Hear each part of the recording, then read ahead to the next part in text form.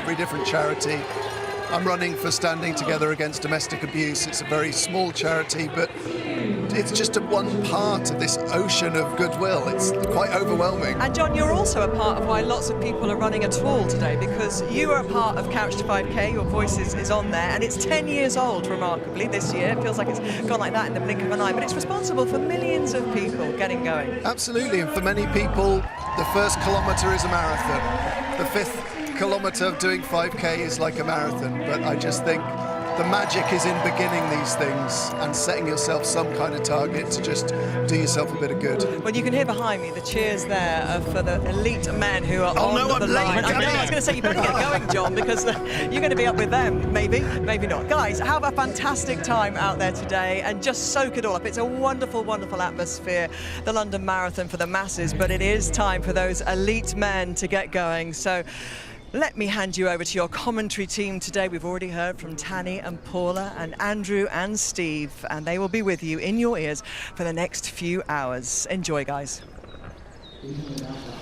Thank you. I hope you're excited, everybody. Yeah, it's going to be a cracking couple of elite races. Women and the wheelchairs already underway. The men about to get started with an incredible field, as London always manages to do, gathering the world's best.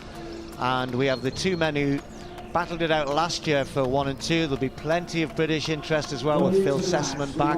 Watch out for Paddy Diva, Wene Gebrselassie, Twelde is running, Jake Smith, Jack Brook. A lot of guys looking to use the conditions today to find their best ever marathon. And maybe a top 10, maybe higher than that perhaps for 1 or 2 of the Brits. Phil Sessamon has finished in the top 10 3 times here. Went the Olympics in 2024. The Flying Doctor from Leeds. 2:7:11, a new best set in Valencia. So he says he's ready for this. And what a debut for the US-based Patrick Diva. He was 4th in New York. That's now been upgraded to 3rd. After a drug suspension for the guy who was ahead of him. And that 2:8, I think he can go a lot quicker than that. Now, talking about going quick, one of the greatest track distance athletes ever, Chase Mo Farah, home a couple of times, has moved onto the roads, broke the world half marathon record, since been gone quicker, but Kjellsjø in his first ever marathon. And then at the other end of the experience spectrum, Timrit Tola, the Olympic champion, always runs well here in London as well. Looking forward to seeing how he goes. And then the two men who came 1st and 2nd last year. Kiplimo was 2nd, but in his first ever marathon has since improved his time to 2:2 by winning Chicago. For many people, may well be the favourite, certainly the one who we think could take on the great Sebastian Sawe, who has won all 3 of his major marathons so far in his career. And who knows, could go close, if not to the course record, even the world record today. We may well see something very, very special. So the elite men are now ready to go, and this will signal the start of the mass race as well. Countdown underway, watchers at the ready.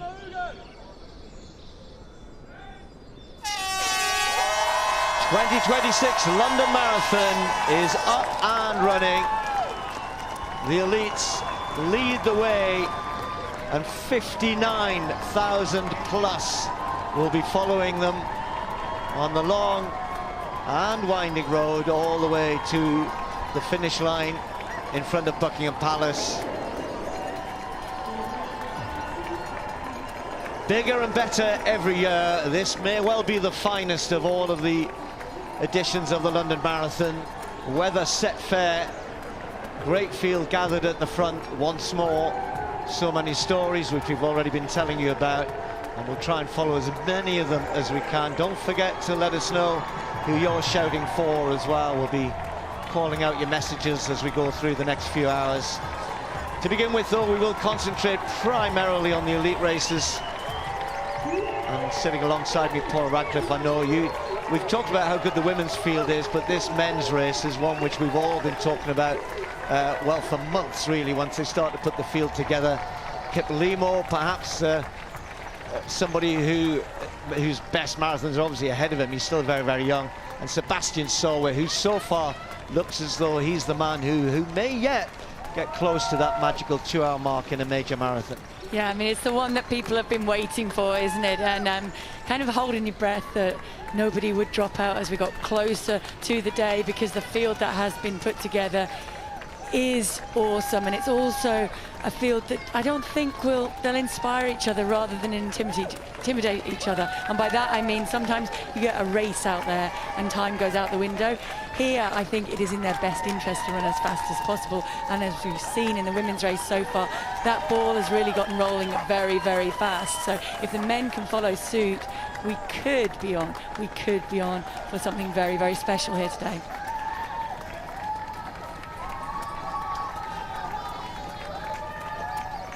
So the leaders on their way, they'll split into various groups, and we'll try and keep you up to date with what's happening in all of those groups. But that time that Paula was talking about at the front will various times aim for course record, yes, a world record, plenty of personal bests to be chased down, national records, etc. It is a day to do that. Really all about the pace. Will depend on how that holds together, maybe even as far as 30k. So sit back, enjoy what we hope will be one of the best London marathons ever, and both in the men's and the women's race, something special today in store, we hope. But for the others, pace will be important as well, and as we've been alluding to all morning, we'll continue to do so. So many great stories of people racing for various great causes. Costumes are out there, and we'll be going to the main start at Greenwich as well. Don't forget there are 3 different start lines, and then they all converge roughly after about 3 miles, and then it's one course, everybody together from that point in. New York has set the new record for the amount of finishers of 59,000. I think 225 is the number, and we'll get some idea once everyone's crossed the start line as to how many have actually started. We had a few more dropouts last year, Paula, because it was a very warm day.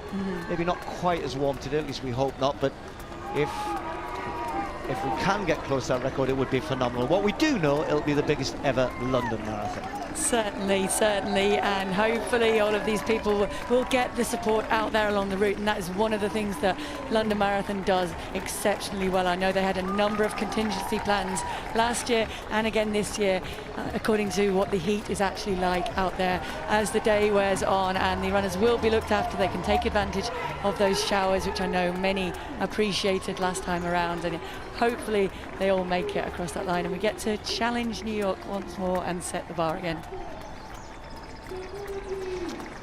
Well, they can all blame Phidippides, can't they? Wasn't he the man who ran from Marathon to Athens to proclaim the victory over the Persians? And, well, he didn't know what he was starting, did he?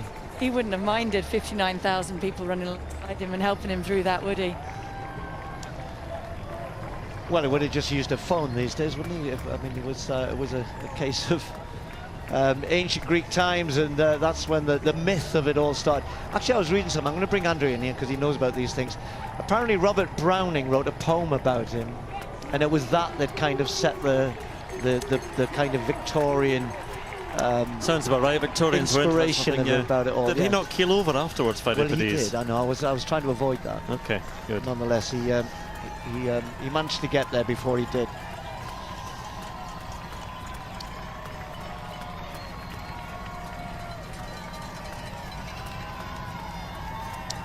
So this is the group that will be containing, see Phil Sessman over there in the blue, Patrick Deaver, Wyneg is in there as well. Jack Rose decided to jump in this, but Alex Yee wearing pace, is it pace 5 he's got on him? Yes, he is. So Alex is going to have the job of looking after the British men in particular. There are others in that group and a couple of other pacemakers to help out as well. They're kind of going for a fairly ambitious time as well. It would be a personal best for all of them if they were able to sit in that kind of 2.5 to 2.6 zone. Can I ask a question, Steve? What are Alex Yee's targets in terms of what he wants to do? Because obviously a great triathlete, but he's shown himself to be a really, really talented marathon runner as well. He is. I was chatting to him yesterday, and he said he wants to get as far as he can for the guys. He's literally doing a job for the guys today. So his kind of marathon preps is kind of put to one side for the time being. So he really is here just to do pacemaking. But longer term, I mean, in terms of what he wants to do. I don't really know whether or not. I think it was a bit of fun that turned into, wow, I'm quite good at this. But then it's another stretch to go from a world's best in the triathlon to genuinely being a world's best in the marathon. But he's right up there with the top Brits, certainly. Well, finishing top 10 in a marathon world field is a great achievement. And perhaps there might be, not success would be easy on triathlon. It's all relative, but marathon running is such a deep field. Yeah, and we've seen, there are other world-class triathletes who've run very fast marathons as well, both men and women. Anyway, meanwhile, here we go with the wheelchair athletes. Well, two different races developing in the men's and women's wheelchair races, because these two in the women's race have been free for a long time. We'll see Marcel Hug in a minute on his own in the men's race, but De Bruyne, you sense, is just biding her time in the women's race. It feels like she is at the moment in terms of how she's racing tactically. So Tatiana McFadden's has done a little bit more work at the front once they've come over Tower Bridge. Leading up to that, she was very much sitting in behind Catherine. And it was interesting to watch them on the Flying 400 because although there was a second difference with them, Catherine looked really strong when she decided to kick, and she actually then sat up and waited for Tatiana to catch her. So it doesn't feel like she's ready to make a break now, but she's looking really comfortable at the moment. And she's on for probably about 1:34.35. The world record's 1:34.16. So last year she went much quicker in the back end of the race. Yeah, the Flying 400 that you mentioned there is, for those who don't know, is the little sprint sections they have in the race, and there's one on Tower Bridge, which is, I think, to offer something maybe to more absolute sprinters within this, because it gives them something to aim for as well if they're not going to challenge. They're certainly not going to challenge Marcel Hug in the men's race. He's heading for 6 in a row. He's heading for 8 overall. He was having some company with Lu Jingjuan, the young Chinese athlete, who in fact was the man who raced with them for some time in the Tokyo Marathon before Hug pulled clear. Yeah, they stayed together for the first 15k. And it feels like it's a bit of a sort of a do-or-die race, actually. It's quite brave to try and go with Marcel where you maybe don't have so much marathon experience behind you. But in Tokyo, they finished 7 minutes apart in the end. Jingwan was second. So it's interesting, once Dave Weir starts getting some sight of the other athletes, and there's a couple behind him as well, if they catch Dave, they could form a nice little pack. I'd be surprised if they got back to Hug, but they could be, fighting over second, third, fourth. No, he's on a different level, Marcel Hug, and you almost know that he's going to win. I wonder if he might get close to what his course record is. 1:23 or thereabouts? 1:23.44. I mean, the world record is, out of contention. That's 1:17 from Owita, which is a massive wheelchair-only race in Japan, where they have several hundred wheelchair athletes. It's always been the biggest wheelchair race in the world. They are just taking a little bit of a breather. Again, it's a series of punches, of pushes on those rims that carry forward, and then you can take a little bit of a break, but it is so much harder if you're on your own, and Marcel Hug is on his own in this race and in wheelchair racing in general. Okay, I haven't been to a visit at the front of the women's race for a little while, and I can tell you they are flying. They are running way inside the predicted time. You can see their 10 kilometers, 31:03, which is phenomenally quick. You can see the others further behind. Eilish is tucked in with Alex Bell helping her, and then the chase group of Rose Harvey and Jess Warner-Judd after that. They're all heading for personal bests as well at the moment. It kind of evens itself out. It's always a fast first 4 or 5 miles, but there's not much let up here. The 3 big names are there, but they've already lost one pacer, which might be a bit of a worry. Gabriel Salame here, who's at pace 1, and Miriam Chebet are both world-class runners themselves. And we will hope, Paula, that they can keep this going. But is it too quick at the moment? I mean, they wanted a more settled 67:30 at halfway. If they keep running like this, they're going to be nearly a minute inside that. At some point they have to slow down. I mean, there may be almost 2 minutes inside of that. They're around about 65 predicted halfway at the moment, which is phenomenal. And yes, normally I would be saying too fast. I don't know with the caliber in there. Meanwhile, they continue to stream through. So we're watching one women's world record on course to be absolutely obliterated. Maybe if they pick it up in the second half, they might approach the actual world record. And here they are trying to challenge that world record that we talked about for the number of participants still streaming across the start line there in Blackheath. Yeah, it's going to take a good while for everybody to get to the start. So those who are in those queues for the loos up there, I can see they've got time yet. Don't worry. Yeah, an incredible operation to get everybody through. And you've probably heard the rumours and the talk about next year perhaps having 2 races. They're asking permission for that. We'll find out in the next few weeks about whether or not in 2027 we'll do this on Saturday and Sunday and have 60,000 in each, or thereabouts on each day.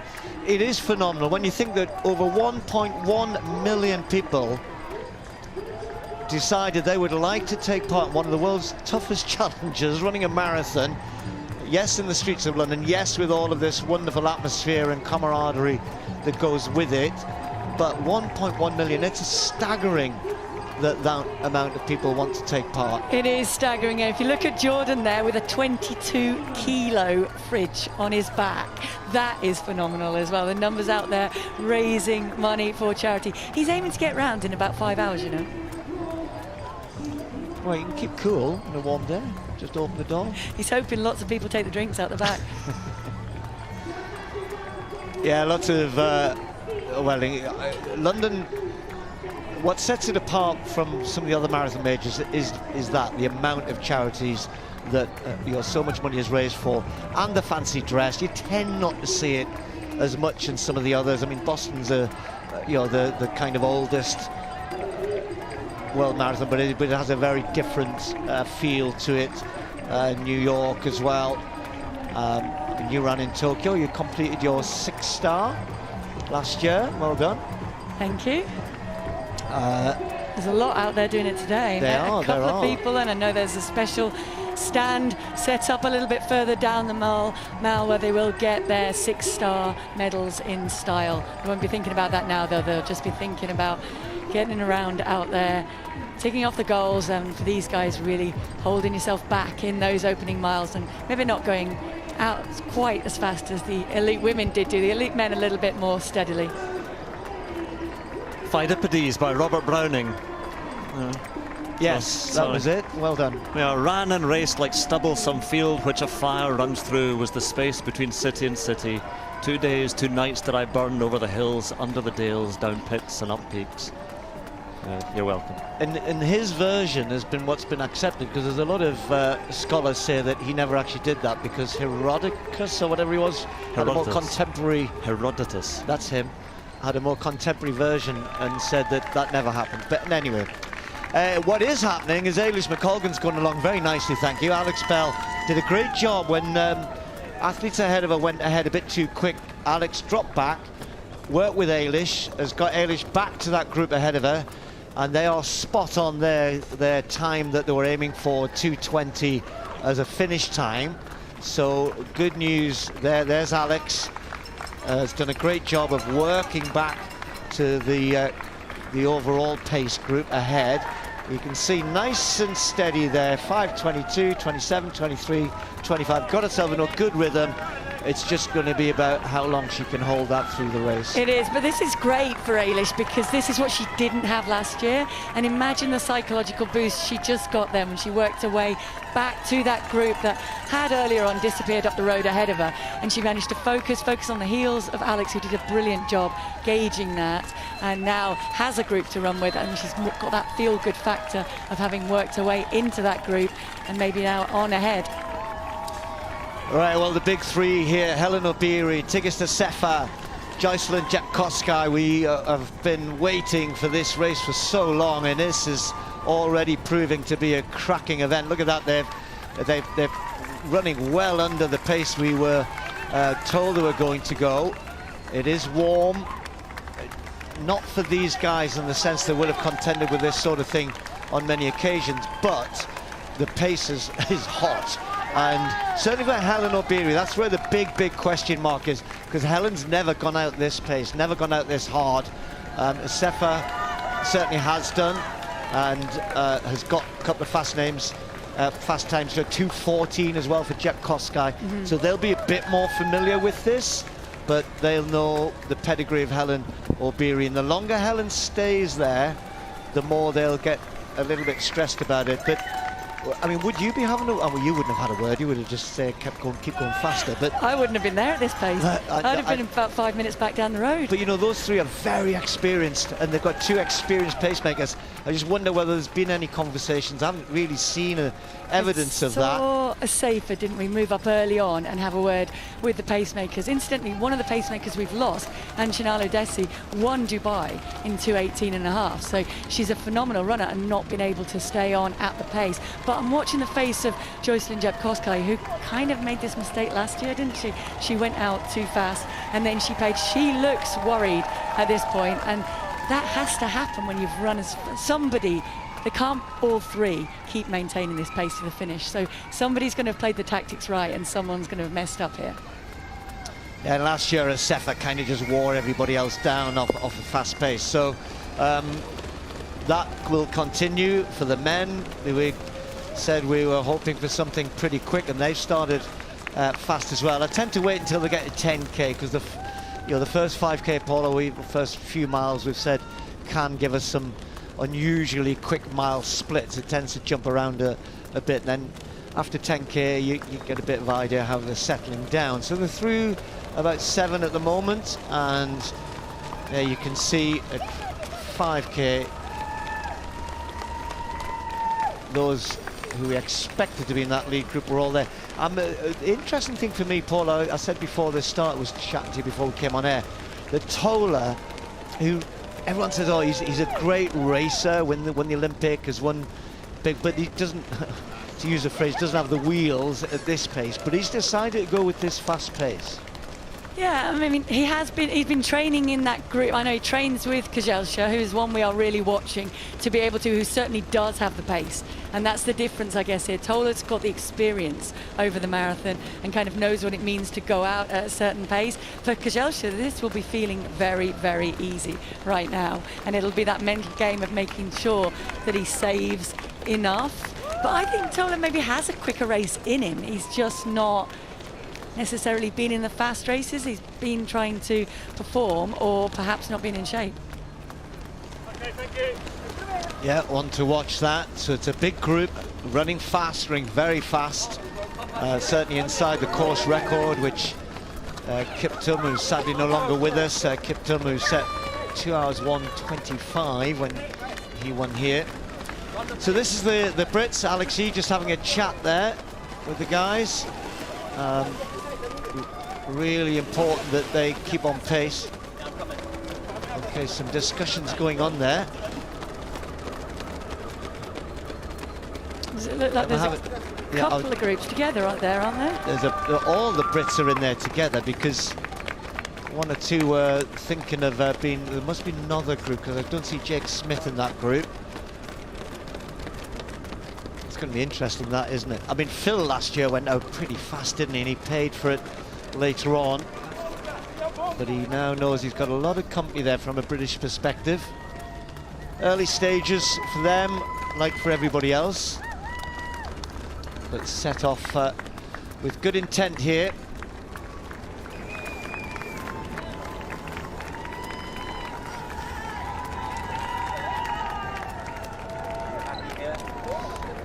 Well, it's still got a race on in the women's elite wheelchair race, and still it's Catherine de Bruyne sitting behind Tatjana McFadden. Tatjana McFadden, again, her best years in the 2010. She won 4 times in a row, 2013 to 16, the American Catherine de Bruyne. You can see how close they have to get that draft. De Bruyne just sitting right behind McFadden. Wheels can touch chairs, can just about. They can. I mean, if that was me, I'd be trying to get a little bit closer, because Tatjana has quite sort of broad shoulders. and the closer you can get in, the better it is. But also, you can see there's a little bit bumpy on the roads at the moment, and Catherine looks like she's coming out to maybe make a move, or if we're going into a corner, yeah, you see Tatiana's struggling a bit, pushing with one hand to make the turn. Tatiana's a 54, so she's got stomach muscles, which Catherine de Bruyne doesn't have. But this makes a huge difference. I mean, until Boston last week, you'd absolutely said that Tatiana McFadden's best days are behind her. She came third in Boston. She was 4 minutes behind de Bruyne, but she's staying pretty well, and you know she's now working hard. I think she's decided if she's going to have any chance of beating Catherine against a sprint, she actually has to take a fair turn rather than just sit behind her. But this is where you see some of the steer on the chairs is quite difficult. That you're having to take sort of breaks in pushing to grab the steering or to bump over some of the potholes. Well, getting into the closing stages, or certainly the final quarter of the race, and for the men's race, for the one man who's dominating this men's race, he's only about 15 minutes or so away from the finish line, Marcel Hoog, and he is a long way clear of the rest. Well, there we are as it stands at 30 kilometres. Liu Jingjuan, who gave him some company, Marcel Hoog, for a while, and David Weir, they were in a group of 3, but David Weir now is Tomoki Suzuki, 3-time winner of the Tokyo Marathon, just about for company as well now, and Watanabe is some way off that. But David Weir and Suzuki, you would imagine, are going to be working hard for a podium place. Yeah, I'd imagine they would try and work together. But if you look at Marcel's pushing right now, he's pushing really evenly. He's not taking any breaks, and he's pushing. He got some new gloves recently, and he said previously he had a little bit of a problem with how they hurt his hands. They're shrink moldable plastic, and you can see a shot there that literally just go around the thumb and the front of your first 2 fingers, which then have rubber put on top, or they use various sandpapers if it's raining. And a lot of the time they're 3D printed now, so it's actually quite hard to get them an exact fit. But he's looking really good at the moment, very comfortable, and he's predicted 1:24, a little bit off the course record. But if it's a tailwind on the embankment, he could pick it up. Well, yes, and that's the crucial thing. It's not a strong wind today, but there is a breeze, and it's from the east. It's a little bit cooling, and it will also be behind them as they come all the way down the embankment. But it's Marcel Hoog who gets the honour of leading everyone who's doing the London Marathon today, because he'll be the first to finish, and perfect conditions, and he gets the cheers first of all. I mean, the wheelchair race gets phenomenal support on the course, and he's so well known by everyone who comes out to watch. I mean, for Marcel, it's interesting. He's been around a really long time, and he comes from this huge Swiss pedigree. There's a lot of pressure on him, actually, because of French Niederschlag, won multiple marathons. I think he's pretty close to Heinz Frei's record for marathon wins, and it's quite a different era. But it took a long time for Marcel to break the world record, and that's given him that extra confidence. He's just quite happy just doing his own thing. He is indeed, and he is certainly going to win here. He's going to win his 6th in a row. He's going to win his 8th overall. And again, it's so important. Now, there we are. I think he's lost a few kgs in training, Daddy Peg, but off he goes. Top heavy, I would say, as well. Needs leg day, but no, off he goes. That's he's got his snacks sorted. He's got a packet of Peppa Pigs in his pocket. I was going to say Persipegs, but anyway, we're going. There's someone carrying a giant bear with them as well. I mean, it takes all sorts, and it takes a huge amount of effort. Unless he's just being chased by that bear stroke dog. He's very close to him. Anyway, it's I think those who are in the costumes, they hope for far cooler conditions than we're going to get today, certainly later on. That's going to be hitting the wall and then some towards the end. But again, racing for those reasons, racing for charities, and able to have a bit of a conversation at the start as they set off. And so many running with their phones now as well, chronicling the whole episode. Yes. He said wearily.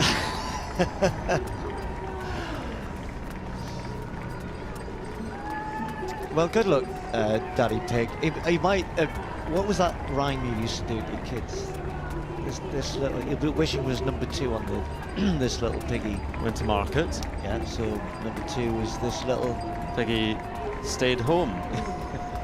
All right. You're right about The last the one weather, went yeah. wee all the way home. You're right about the weather. Wow. Well, good luck. This is everybody out there today. We'll be following as many of the stories right through to the end, and don't forget, we will have our cameras keep going here at the finish line through quite a long time, till 5-6 o'clock. Incidentally, the finish line here is in operation until 7:30 this evening on the Mall, and then it switches into the park until midnight. Is it Tokyo that they have the very firm cut-off point? At a certain point, they'll just put the cones out in the barrier and say, no, that's... I think it's 30k, isn't it? If they're not, if you don't That's the hit 30k that, mark, yeah. Yeah, they've you got a have to get couple in of the cut-off bus. points, yeah. I always think that the cruelest in that sense of the big races, the ultra races, the Comrades Marathon, do that from halfway, and then I think it's like 50k, or anyway, there's various points. All right, Paula, this is quick still. They've slowed a little bit, as we'd expect, but they are still running very fast. They start to, I mean, there's the 1 hour mark, isn't too far away. Neither is halfway. So, you know, as this continues, you start to think, you talked about Jepkoskai last year, that starts to play on her mind. For Helen, I've never done this before, this is new to me.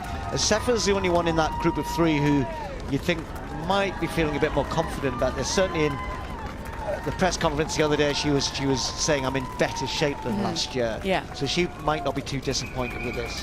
Yeah, I mean, she's had the bar set, hasn't she? She saw her world record taken, but then she's also seen her Ethiopian record taken in Barcelona this year as well, with a 2:10.51, I think it was, time there. So she's obviously knuckled down. She knows she's done the work in training to come out here and move this pace. Helen, I'm not sure. I think she'll be thinking about racing it. I don't think she'll be thinking too much about the times. Do they mean too much to her when the times that she's used to in her head are so much back from this? I think she's just focusing on the race at this point. But Jepkoskai is the one who I do think it will be running through her head, even though she did bounce back from that with that 2:14 in Valencia. And behind these, we mentioned Eilish McColgan. There's a group of athletes in between Eilish and this group. Eilish is still on around 2:21, has slowed a little bit, and has dropped off again, with Alex Bell still trying to keep her company. And then behind behind Eilish, a gap on the road, but it'll be Jess Warner-Judd who's running with Rose Harvey, and they are right spot on the pace that they wanted, which was about 2:24 pace. It may well be that they start to get sight later on in the race of Eilish, but she's got company there, which is what Eilish wanted, so pretty steady so far. So going to plan for Eilish, settled into a nice pace. Let's hope she can keep it going. Yeah, and the men, meantime, are settling fully into this pace. You see Sawe and Kiplima both taking advantage of their drinks bottles. Interestingly, it's Kiplima who's holding on to his and doing that kind of tried and tested in the early stages. Just keep running with the bottle, take as long as you can. There's no limit to how long you can run with that bottle for. You could run with it theoretically to the next bottle station in the next 5k. They won't do that far, but he is smart, I think, in holding on to that, keeping his fueling going. And interesting that Sawe was so quick in jugging it. Kozelska's got his there as well. Yeah, so it's sorted out fairly quickly already there in that group. So Sawe there, Kiplimo, Kipruto, Tola, Galetta, Kozelska at the back of the group, and then a gap then to others who've decided this is too quick. And as they come round Cutty Sark, all of the crowds will continue to build there. Always a wonderful viewing spot. Great atmosphere. And they know they are running quick enough for us to talk world record. I just think at this early stage we have to temper that somewhat. That's a good sign. I hope Issy sees it. Yeah, it's always hard, isn't it, Paul, in these early miles to really take it too seriously, because I don't know how many times we've said that in the London Marathon now about how quick they're going. So yeah, settle down to a 4:44 there. And if they're around that 4:40 mark for lots of these miles, then yes, we're in for a 2-1 or quicker. Yeah, and I think this next mile, the 7th mile that's yet to come up, might pop up a little bit quicker, and it's probably a reflection of just how strong those crowds are through that Cutty Sark area. And the athletes absolutely do feed off the crowds, feed off the atmosphere. Perhaps that's why we are seeing a brilliant atmosphere out there today, and perhaps that's why we're seeing such quick paces being set. Here is the second group of runners. There is Jake Smith in there, actually with Lipschitz is in there as well. Should have been in the front group, shouldn't he? Well, these guys opted to go a little bit slow, and I think obviously that's you've got to roll the dice, or you don't. You kind of go, I think they're going too quick, I need to go slower. So they are behind the main British group, which Alex Yee is pacing. But nonetheless, we know what happens in these sort of races. Others have gone too quick, they'll come back to you. You start chasing people down. You can run a negative split here in London, 100%. You can run quicker for the second half. So it's all about judging it. Run the pace that you and your coach have decided upon, and then you've got to stick to that, certainly for the first 25k, then you see where you're at. And there is that question, isn't there, about the paces actually being in there, because with the no paces in there, every man in that group would be tuning into their own bodies and their own doing. Oops, we've lost another pacemaker, and she was hoping to go to 30k. Now, if something's happened there, I'm not sure, because by the way, if you can't keep up with the pace, pacemakers drop out. So she's chasing the lead group there, so I don't know whether something happened. She'll try and get back to them if she can, I'm sure, because they will need that help. I think she is just about getting back. I wonder if something occurred which we weren't able to see, because she's now onto the back of that group. May have gone back for a drink, potentially. They've just gone through the 20k drink station.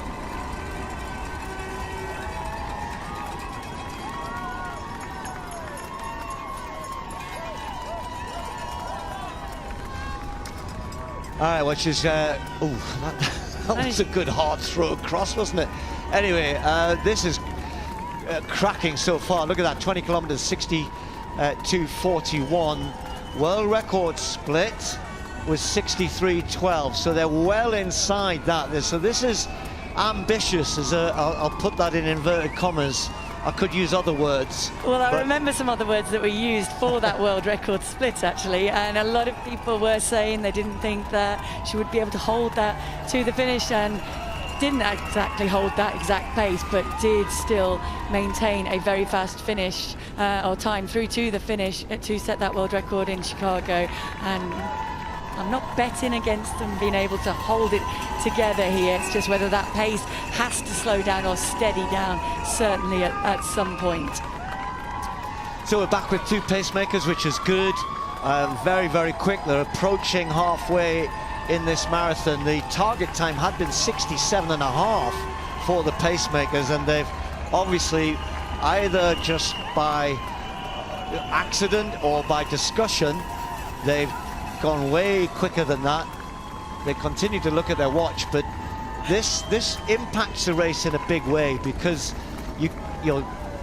we always were thinking, what happens when the pacemakers drop out? Do they slow down?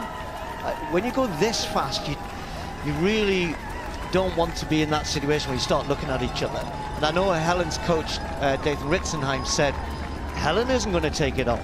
If the pacemakers drop out and it slows, great. We're happy with that. Sefa won't want that to happen. No, she won't. But if you look at the face of Tsiki Gebreselassie, who's an accomplished runner in her own right, she actually looks very relaxed. So I think the plan was for them to go close to 30k perhaps, which is unusual in a women's race, to be able to have paces to go that far. She's checking her watch there, she's hitting the splits. When that pace to Duanchevet did drop back, Sefa was right alongside, and she was the one almost keeping stride with Gebreselassie to make sure that that pace was maintained. There was no letting up to allow pace 2 to come back to the front. So I think she's definitely the one who's urging this pace on. Well, we still have a race on in the women's wheelchair race, and still it's these two. Catherine de Bruyne, who's won it 3 of the last 4 years, sitting behind Tatiana McFadden, 4 times the champion, 4 in a row from 2013 to 16, but hasn't won a major marathon since Chicago 2021, but she's still there with de Bruyne, leading them at the moment. She is, and it's been interesting to watch the last couple of miles because Tatiana McFadden's almost running it as a fartlek race. She's kind of sort of kicking up and down, and 1 minute she looks really tired and then she puts a sprint in, and Catherine's not reacting that quickly to it. I think it'd be not the most sensible thing to do. If she thinks she can pull her in, then she can have a little bit of time to do that. I'm really interested in looking on the results. Christy Dawes from Australia. 7 minutes behind, that's 3rd place. Yeah, and this would probably be one of Christy's best marathons in a very long time. She did Boston last week as well, but was significantly down on that. So surprisingly not to see Maddie de Rosario, who's the previous winner. She's in 7th place at the moment, and Eden Rainbow Cooper with that sort of much delayed start. Looks to be on about 1:32 finish at the moment, which is not what she would have expected. I mean, she was about 5 minutes behind at the start. Interesting, as Paula pointed out, well, chip time would put her in 3rd place at the moment, but of course she's had to do a lot of the work on her own. She will have been picking up various other athletes a little bit lower down as she tried to make her way through the field, but 10th place for Eden Rainbow Cooper, scuppered by that puncture before the start. No problems at all for Marcel Hug into the dappled sunshine and shade of, well, the closing stages, the very closing stages now of this race, and Marcel Hug sits really about halfway. He's been clear of things. And he's been pushing absolutely brilliantly, incredibly smooth. And this is a lovely shot because you can see that you go down the front of the push rim and it's actually the bottom of the rim where you get most of your speed from. When you start to get tired, you lose that ability to pull off the back of the rim and lift your elbows really high. And Marcel is keeping the elbows high and keeping the cadence. And at the moment he's averaging somewhere between 20 and 22 miles an hour. And his average mile times are 3:08, so pretty quick. Yeah. It's not the fastest course. No, and he's going to be outside his course record, but he's going to be very, very close to it indeed, 1:23.40 or so just outside that. But he is one of the dominant figures in not just this sport, any sport. This is going to be 6 in a row. And this is the sight that all marathon wheelchair racers or runners wish to see. London Marathon coming into the mile. And it's so easy to forget that second turn as you come round the corner. He's not kind of quite sprinting, but he doesn't need to at this stage. He'll know his time. He's got his clock, he's got his heart rate monitor on, he's got everything on. He'll be so happy to see that finish line and make it the 8th London Marathon. And the finish line comes close for him now in Tokyo, Boston, New York, Chicago, Berlin. Around the world he wins and wins again, and in London he does it. Marcel Hug, there is a mile and a half between him and the rest of the competitors. He is untouchable. The silver bullet flies again. Marcel Hug, 6 in a row, 8 overall. He matches David Weir. He is the best. Again, he's put in a huge amount of that effort himself. But as you were saying, Tanny, he pushes consistently. He wasn't even sitting up much. He was chasing a good time there. He likes the challenge himself because there isn't really a challenge coming from anybody else. He is astonishing. I mean, people just can't stay with him. Daniel Romanchuk, who's not here this weekend, has done a couple of marathons this season. But, tactically he's come into his own as well. In the past he's always kind of been looking over his shoulder to see what Dave Weir's doing to react to him.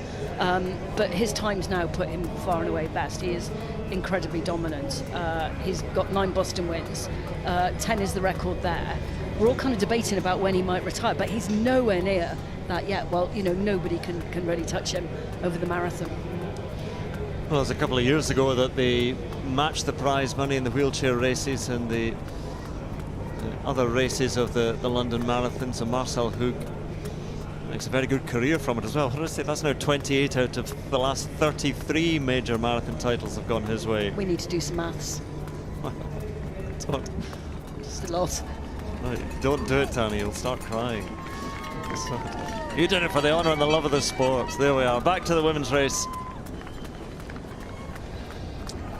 Yeah, this is pretty exciting in the women's race. 66.12 through halfway. I just think the nature of this means people talk about world records. I don't think that's the case here, but the women's only world record certainly.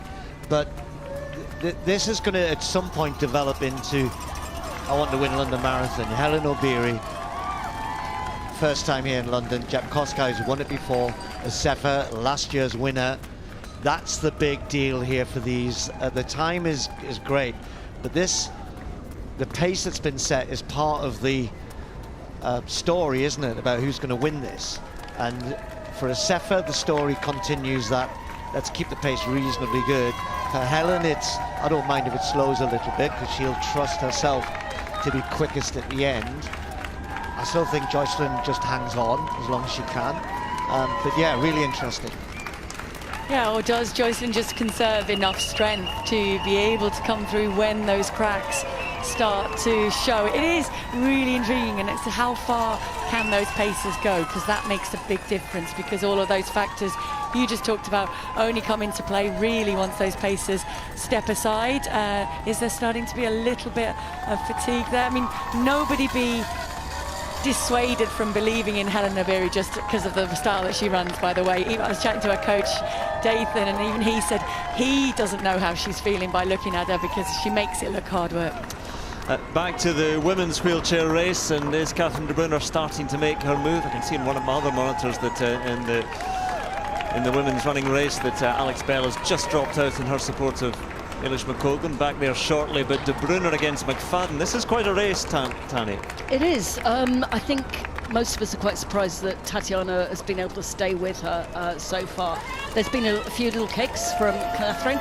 The road is still a little bit bumpy at the moment, but you know, once they're through the next part of the tunnel, I'd imagine Catherine is going to want to start putting on the pressure. But it's pretty tough right now. It's this cat and mouse, and at what point do you kick? But if you're Catherine de Bruyne and you want to make a push, McFadden, can she just sit in that draft? Yeah, absolutely. There is absolutely nothing in the rules to say that you can't sit in the draft for another female athlete. There's quite strict rules on women drafting men. Men, I mean, if the women are going past, can sort of get a bit of a draft, but tend not to, because it's not great when the elite women pass you. But if she wants to, there is nothing to stop Tatiana just sitting right where she is. At this point, you'd want to maybe not sit so much in the draft, so you've got some options about pulling out. But I don't think anyone would have predicted this at the start. No, we did favour Catherine de Bruyne for the win. They were just having a look across to Tatiana McFadden, saying, right, you do a little bit of the work now. Thank you very much. Please go forward. Usually fling out an elbow in cycling, and it's just a look in wheelchair racing. The men's race is normally a little bit more direct. This is David Weir coming up the mile. He's going to take third place in this year's London Marathon, which nearing 47 years of age is a very, very fine effort. Lu Xingjuan, the Chinese athlete, finished second behind Marcel Hook. Third place for David Weir, and he just keeps on rolling in the marathon. He's such a wonderful advocate, supporter, servant of this sport, but just a great example. And there is Xingjuan and Marcel Hook, and he joins them now, and that will be your podium in the men's race. And David Weir can take real pride from a third place. I think he knew he's never going to challenge Marcel Hook here. To get third, he'll be pretty pleased with that. No, and he raced very smartly for as long as he could, sitting in the pack, not doing too much work just to try and get pulled on as much as he could. I think he did really well not to get caught from behind. But not only doing Boston on Monday, then travelling to Switzerland, he drove to Switzerland and back to get his chair fixed. I mean, that is not ideal preparation. So in between doing Boston 6 days ago, drove to Switzerland and back. 1,000 miles. Well. But you know, that's what you do for your sport. Dave doesn't really like flying. So, you know, it's pretty tough actually to have to do that. It's a shame that he had to go to Switzerland to get the chair fixed. But there's been like quite a lot of gaps in the men's race in the way, and also in the women's race in a way that we probably, you know, wouldn't have expected. Is that Jetse Platt, the Dutch athletes? On the result sheets, it's saying Tamaki Suzuki from Japan. Now, one of the real challenges is identifying the athletes, because whatever tops they say they're going to wear on race day, they tend to wear something entirely different. But this looks... What is Yates Platt? You can like see it on Yates. his Platt written on his helmet. So. We also have problems sometimes with the chip timing with the metal on the chair. Yates is looking really tired. Another triathlete turned into marathon racing. Well, it's 4th place for the Dutch athlete. It was just beyond an hour and a half. Oh, he looks tired. Yeah, to say the least. I'm not See the terribly massive happy. upper body strength there of Yates Platt. So this is the women's race and coming down the embankment, and again got that slight breeze. You can see the flags, the banners at the side of the road just rippling gently with that sort of 6 to 8 mile an hour wind behind them now. So that is nice, but De Bruyne just sitting there waiting. And again, you can see what you can do. No pushing required for a bit, just take a break. And Catherine sort of quite often will push and almost have, you know, a millisecond of a pause in the pushing. But this is more of a gap in the pushing. She's looking very comfortable. Now, for Catherine, this is the tactical bit. Where does she try and kick? Because the final 2 turns require steering if you're a 53 athlete, and a little bit of steering, and maybe you can jump the front of your chair if you're a 54 athlete. So there's much more risk on Catherine in the last 2 turns coming into the mile. So if I was there right now, I wouldn't be, because I never push this quick, but I'd be thinking about whether you kick before the final 2 turns. Again, just to explain that, if you're new to this, T54 and T53 are racing together here. Higher number means slightly less impairment. You've got a bit more core function. So Tatjana McFadden is a T54, De Bruyne is a T53. So in terms of turning, that core strength that McFadden has over De Bruyne. So as a 54, you can use your hip flexors in the chair because the chair is moulded around you, and you can almost pop your front end and just slightly sort of bounce in and out. But it looks like Catherine... Well, not a conclusive move at the moment, but she's decided she wants the pace to be faster going into the last couple of K. And this is where, as you were saying, McFadden has to stay. You have to stay that close, perhaps even closer, you would say, because as soon as the gap starts to open, you lose that draft, and that's when the elastic could snap and De Bruyne could move clear. And also at this point in the race, because of the way you sit in the chairs, it's actually quite hard to look forward. So you can see your front wheel very clearly and probably a metre, maybe 2 metres ahead. But your heart rate at this point for the wheelchair athletes, I mean, they'll average 190 heart rate for the marathon because you're able to manipulate your heart rate by missing a push or 2. It's very easy at this point to miss a kick. And because the way Catherine pushes, she pushes a bit like Dave Witt. You don't always see the kick. She tends to put a little bit more power in rather than increasing the cadence, where Tatjana tends to increase the cadence. And you can hear the plastic through the rims. So if someone's kicking, then you can hear it as well as hopefully see it. But Tatjana McFadden was actually born in Russia, born in St. Petersburg, and her mother didn't have the money to provide her with a wheelchair. She walked on her hands for the first 6 years of her life. It was a hard start to her life, and then moving to America later in life and getting married. So it's just to give you a bit of background into, you know, just look at the racers and tell you a bit more about them. And it's amazing with Tatjana, she was adopted by a family from Maryland. She has an adopted sister as well, who also wheelchair races, who's competed at the Paralympics.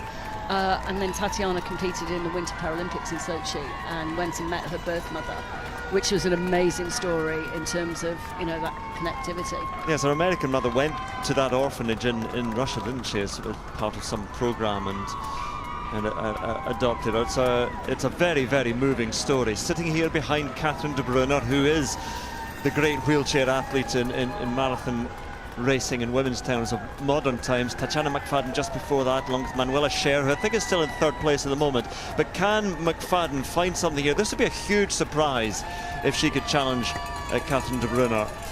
It would be a massive surprise, because the last couple of years she's had a lot of injuries, she's been sick, she's been struggling to put her training together and hasn't had that consistency.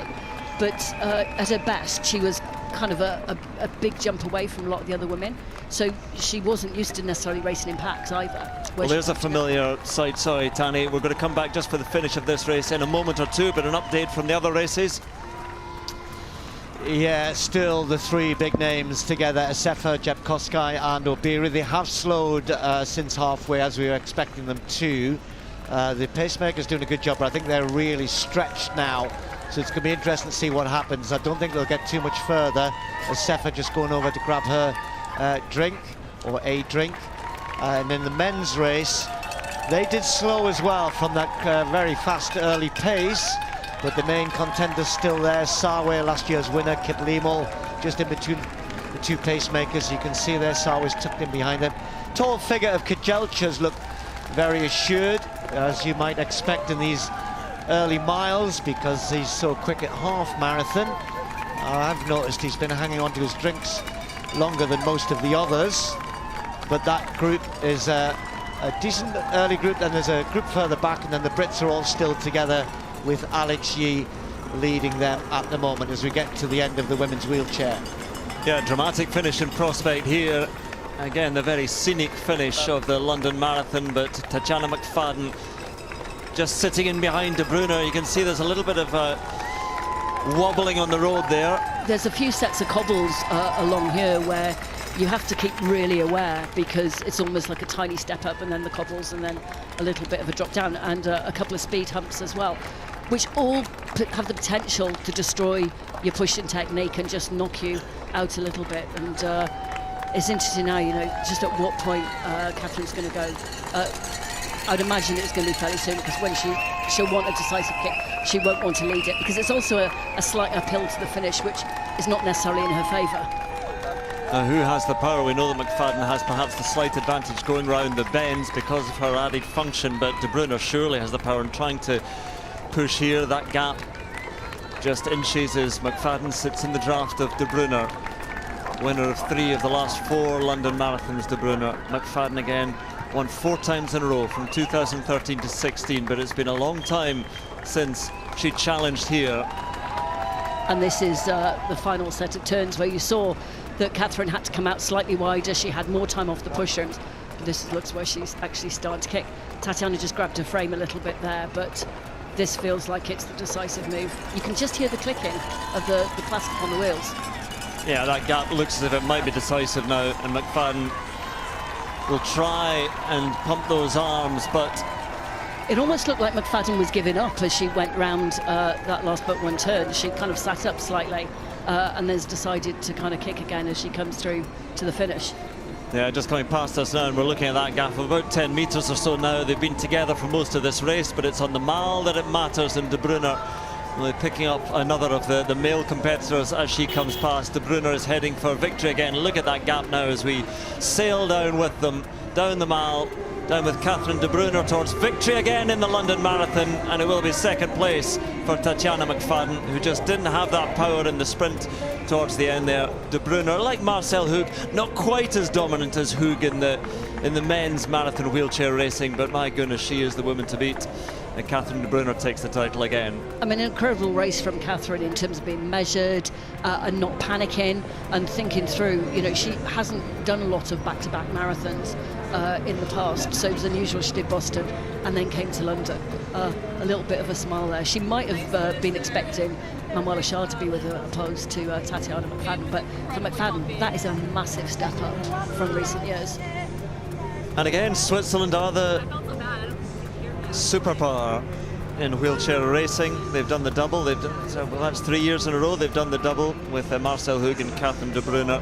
Hoog taking the men's title, De Bruyne lowering the tape in the women's race, beating Tatjana McFadden into second place.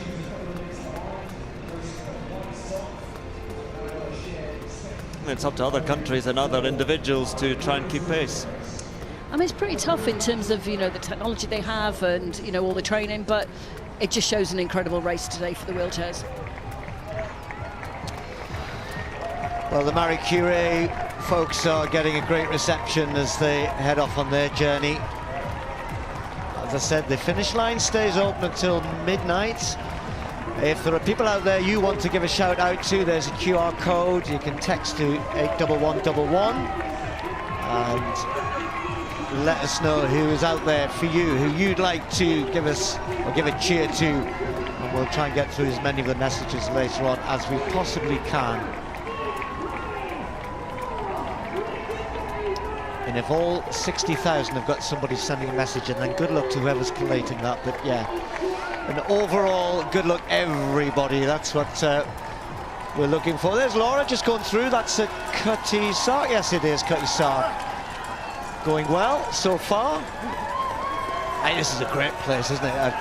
I did do this a few years ago, Paula. You've done it a lot more times than me, but the support here is immense. It is. It's huge, and as I said before, that really lifts you and gives you an extra boost.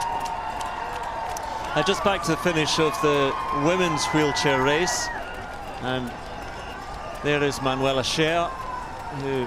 And she looks tired at this point. I mean, she's had the whole race on her own. Yeah. Between packs. I don't think she's been able to pick off that many men, and it's a tough race when you're just out there on your own. But the podiums are complete in the men's and women's wheelchair races. Cher taking third in the women's race, and she'll come through the smile. And she'll ask Catherine de Brunner, did you do it?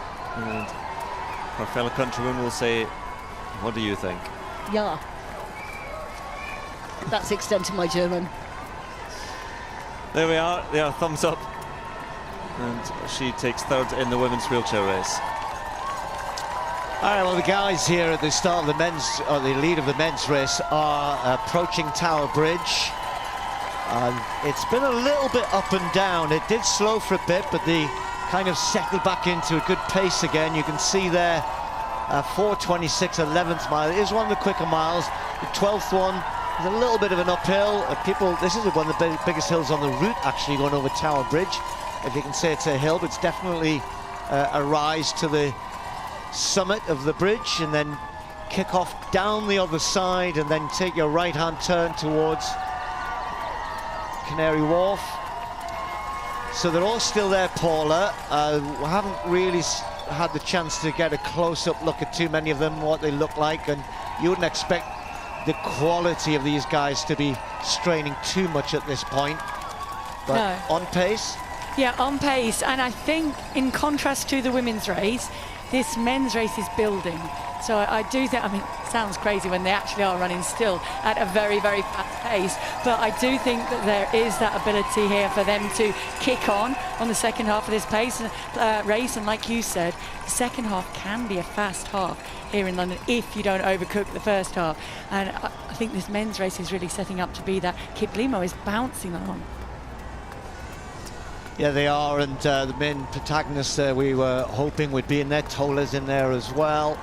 It's full of talent, full of experience, even though Kiplimo is still very early on in his career. But, you know, Sebastian Sawe, 3 massive marathons, all 2:2, by the way. I mean, he's set himself a massive bar to reach every time he performs.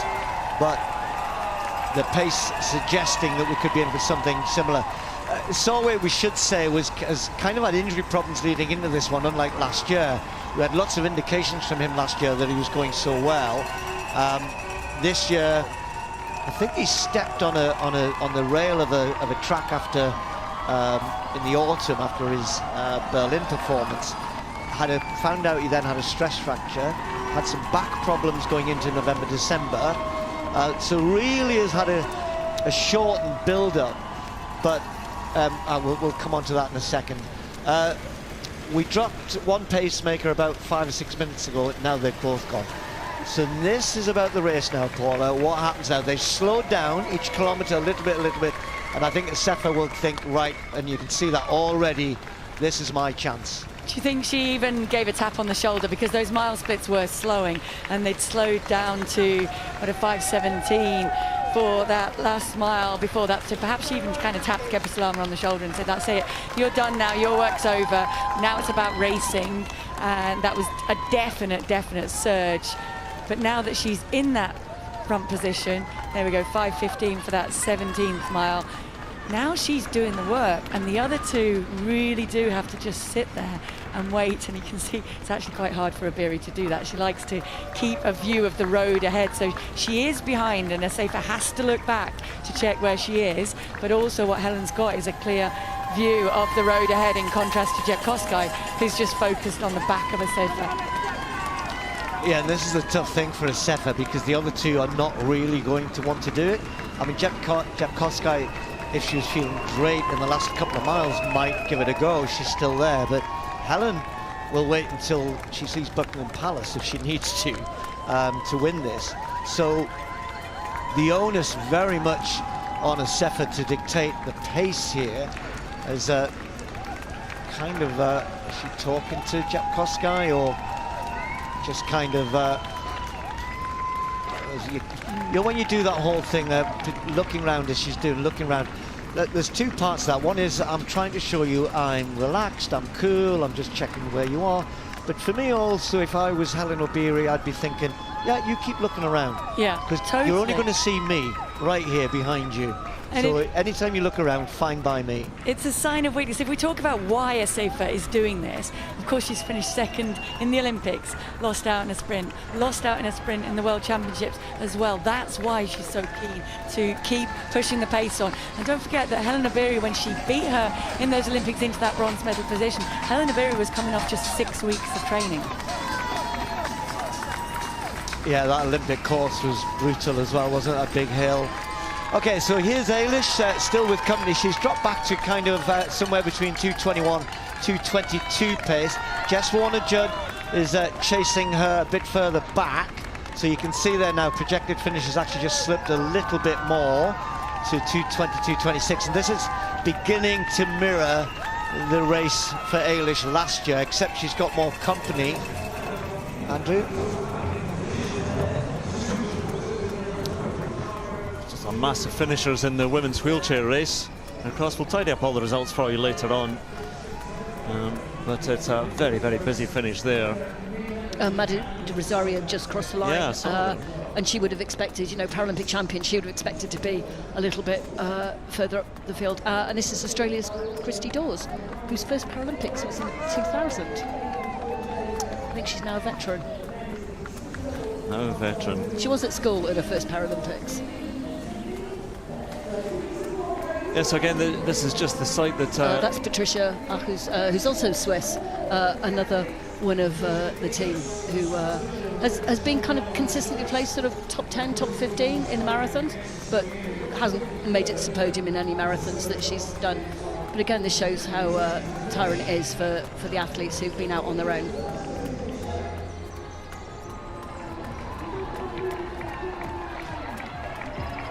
Well, it'll take a long time before everybody manages to cross the start line. This is the start line at Blackheath. Do they still start at Greenwich as well? Over on the far side, coming out the park. I don't think we've seen a shot of them coming out the park. But it's not too crowded there, which is always nice. Plenty of space to get yourself set off at the right pace. Always important. Sometimes people can just get a bit carried away with the big crowds. So a little further down, when they reach Cutty Sark, all the three different starts have come together. So a little less space on the roads, but that makes them all look a little closer. But I think, you know, on a day like today, you see the Pacer flags there, plenty of them out there for people. And everybody has their own chip, which gives them, despite you're probably thinking, well, not everyone's starting at the same time, but they all get the chance to have their time measured due to their chip time. So lots of different waves, and the final couple of waves at Blackheath just getting ready.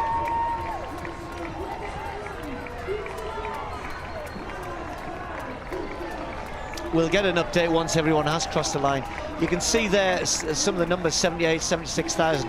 Around 78, 79,000 people were given an entry for this year, but not everybody manages to get to the start line. Injury, people have to defer, all sorts of things. People go on holiday, I don't know. But we're hoping over 59,000 will actually get to the start. They know that because of the numbers that have picked up at the Expo over the last few days. I was going to ask that. Do we have a number for how many were picked up? I don't think we have yet. I think they are quietly confident enough were picked up, but then the next question is how many, as you say, actually go across this start line. What always astounds me is between Saturday night and now Sunday morning, some people have picked their numbers up and then don't make the start line for whatever reason. Anyway, these guys did, and they have. They went through the half in a very swift 60 minutes and 28 seconds.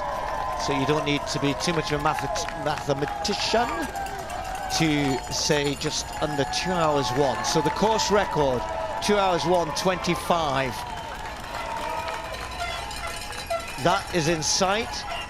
even the world record would still be in sight, but I just don't think it's quite the day for that, given the field that we've got. Normally when guys have been going for the world record over the years, they can throw caution to the wind, attack the time, but here you want to win. This is London. Yeah. These guys want to win this race. They want to run fast if they can, but number one, it's winning. So Kajelcha's still there. Kiplimo looks very relaxed. We expected him to be the Ugandan on the right there. Galetta is still in this group as well, the other Ethiopian. But Sebastian Sawe now with just one pacemaker left. It's been so quick. I'm not sure how much longer he'll last, Paula, and then we'll see who fancies taking it on. And then it will be down to the racing, and we might, as you said, see those times start to yo-yo and slip a little bit from projected fast times into actual raw racing and calibre, and just assessing each other at the moment. And there's Alex Yee pacing the British group. There is Patrick Diva on the near side, fresh from that boost that he really got from learning that he was upgraded from 4th to 3rd with that testing positive of Albert Correa ahead of him. It's a shame he didn't get that moment, but I do think that gave him a lift coming into London, knowing that he'd actually had a podium in his debut.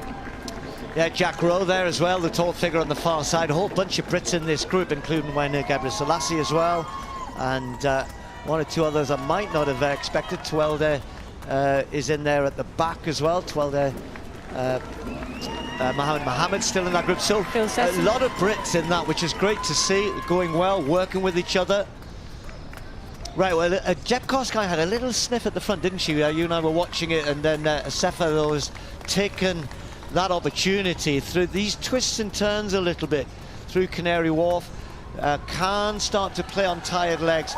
Now, Helen can often look under pressure. That's Helen's way of running. What I love about this, Paula, Sefa, former 800-metre runner, Helen Obiri, former 1,500-metre runner, here running a super fast marathon. So Helen having to go and grab a drink there. Well, that looks as though she's struggling a bit. That was significant there, because I think caught up in the race, Sefa decided she was putting a surge in. Hadn't worked out that was the 30k drink station coming up there. Helen went to chase her, switched positions around Jeb Koskai, who then realised that the tables were there. So when Jeb Koskai went, Helen went for her bottle. We now suddenly have two with a slight lead over Helen Obiri that we thought would be holding on, and she is working her way back. But will Sefa yet pay for not taking the fuel on there at 30k? Yeah, important in this stage of the race as well. We'll find out if that's an error or not somewhere down the line or down the road here. But Helen's got herself back on. Important. But you can see these are the kilometres where the chopping and changing is happening, the pressure being applied by Sefa, this incredible story of a track runner who was very, very good, world class.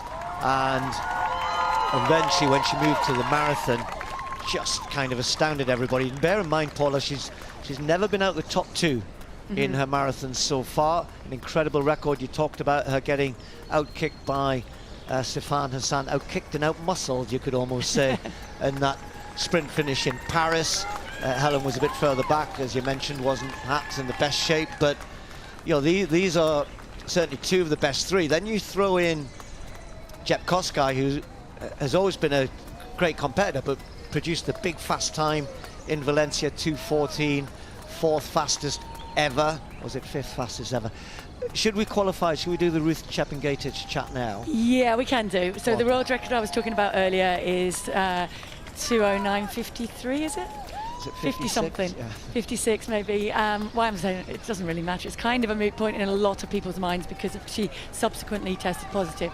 Unfortunately, because she subsequently tested positive and has been banned, they can't take the record from before. Now, a lot of people, including myself, believe that when you do test positive, you should forfeit everything that went before in your career. Currently, the rules are if they can't prove that you were doping at that point, they can't take the record away. So currently, that is the world record. We then have 2:10:52 that was set by Tesfaye, Foyton Tesfaye, in Barcelona earlier this year, wasn't it?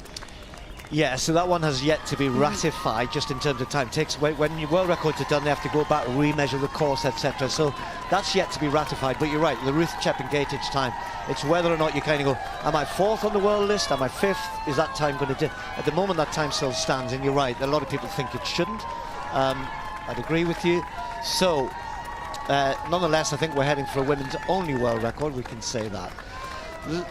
I nearly said Liz, that would have been terrible, wouldn't it? Ailish said, you know how many times people say, go on, Liz? To be fair, she does, the style is there, isn't it? You can see it's in the genes, certainly. And Ailish McColgan is out there sticking well to her task, although you can see that mile 18, she is tiring as well and chasing behind her. Was Jess Judd. Rose Harvey was actually moving slightly ahead of Jess Judd the last time I checked, and Julia Patternine, can we qualify her as a slightly British? I know there's a lot of people in Cambridge and Coleridge will be out there supporting Julia Patternine, of course double English schools champion.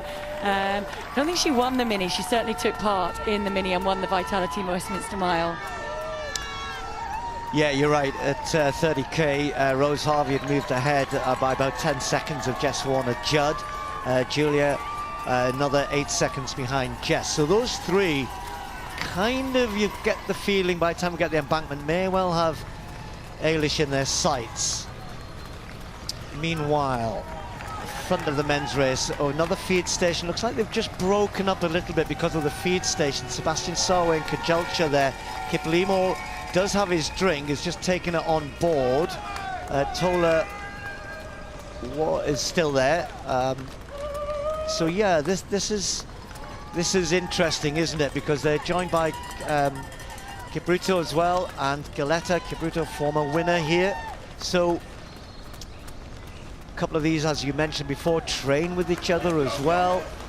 You know, it's always a great story about his whole life, and you know, his uncle Chep Kirwat was a 143 800-meter runner. It's in the family, but his bit of the family weren't real runners. I think his mum did a bit of sprinting.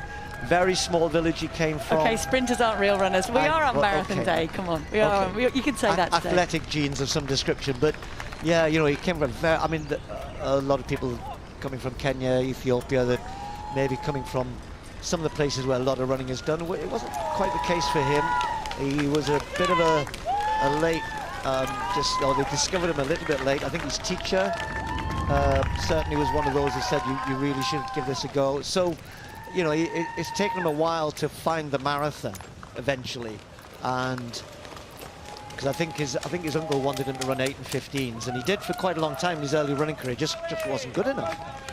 Well, it's a similar trajectory, I guess, to that we saw Jess Warner-Judd take in moving up. It's not unheard of. Asafa was the one who went out in Rio. She went out in the heats of the 800 meters, and so you go from Rio to just 2 Olympics later, and she's up there as a silver medalist.